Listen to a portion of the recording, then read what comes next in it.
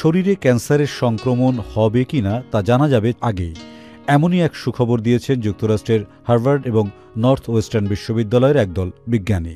তাদের উদ্ভাবিত শনাক্তকরণ পদ্ধতির তথ্য দিয়েছে চিকিৎসা সাময়িকী ই-বায়োমেডিসিন।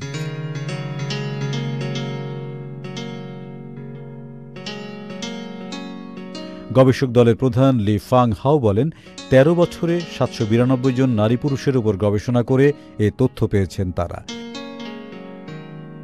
এর মধ্যে ১৩৫ জন কোনো না কোনো ধরনের ক্যান্সারে আক্রান্ত হয়েছেন, কিন্তু আগাম জানা থাকায় তাদের প্রায় প্রত্যেককেই সুস্থ করে তোলা সম্ভব হয়েছে।